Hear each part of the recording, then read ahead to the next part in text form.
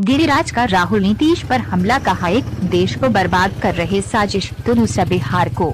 तेजस्वी के सामने इनकी नहीं कोई चलती और न ही अधिकारियों में है इनका इकबाल। बेगूसराय के सांसद सह केंद्रीय मंत्री गिरिराज सिंह ने एक बार फिर बिहार के मुख्यमंत्री नीतीश कुमार पर चोट करते हुए कहा है कि 17 साल मुख्यमंत्री रहने के बावजूद न तो इन्हें समस्या मिला और न ही उसका समाधान कर पाए।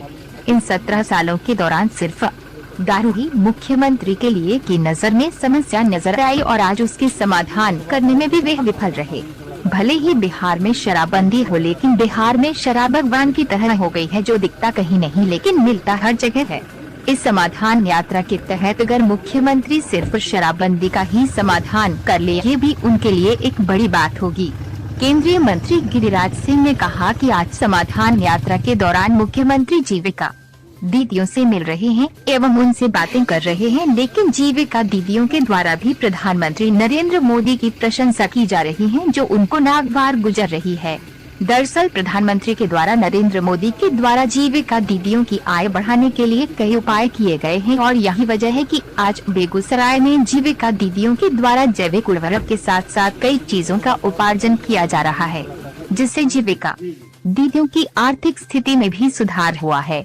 अतः अगर जीविका दीदियों के द्वारा प्रधानमंत्री की प्रशंसा की जाती है तो इसे अन्यथा नहीं लेना चाहिए। गिरिराज सिंह ने कहा कि आज नीतीश कुमार महागठबंधन के साथ सरकार में शामिल हैं और मुख्यमंत्री हैं, लेकिन उनकी इतनी हिम्मत नहीं है कि धर्म ग्रंथों का अपमान करने वाले मंत्री को मंत्रिमंडल से निकाल सके। तो कहीं न कहीं ये कहा जा सकता है कि सरकार में तेजस्वी हावी है और नीतीश कुमार सिर्फ नाम के मुख्यमंत्री रह गए हैं। दूसरी ओर उन्होंने बिहार की सत्ता में भविष्यवाणी करते हुए कहा है कि हो सकता है जल्द ही बिहार में तख्तापलट हो जाए और सरकार की तस्वीर ही बदल जाए।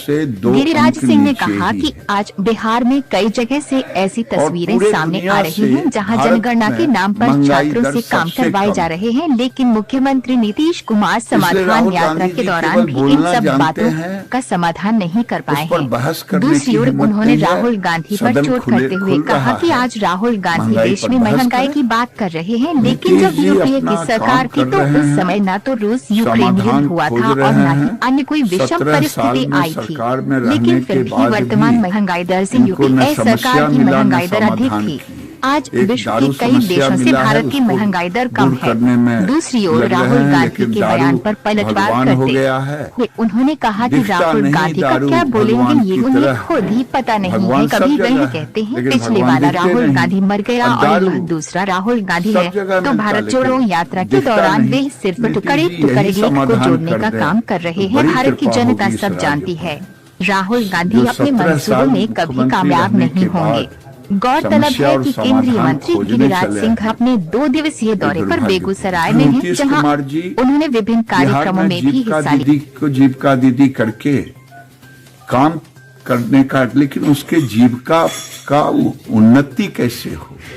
अभी नरेंद्र मोदी जब सत्ता में आए थे तो केवल 2 करोड़ 35 लाख दीदियां पूरे देश में जुड़ी थी और 80,000 करोड़ उनको बैंक लिंकेज था। पूरे देश की बात कर रहा हूं मैं, बेगूसराय की बात भी करूंगा, बिहार की भी कहूंगा उसी प्रोपोर्शनेट में, और एनपीए था 9.58। आज मोदी जी 9 करोड़ दीदी हो गई, 6 लाख करोड़ बैंक से दिए हैं और 3% इंटरेस्ट में छूट की पैसा देते हैं।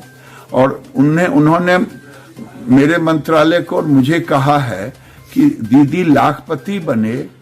तो आज जो काम अभी तक नहीं हुआ था, नरेंद्र मोदी इन दीदियों को लाखपति बनाने के लिए राज्यों के साथ संपर्क करके करवाने का काम कर रहे हैं। इसीलिए नीतीश कुमार के मीटिंग में आजीविका की दीदियां अगर नरेंद्र मोदी की तारीफ की तो इसमें किसी को दुख नहीं मानना चाहिए। राहुल जी को तो खुद ही पता नहीं, हो तो कहते हैं मैं राहुल नहीं हूं, मैं राहुल नहीं हूं, वो राहुल मर गया।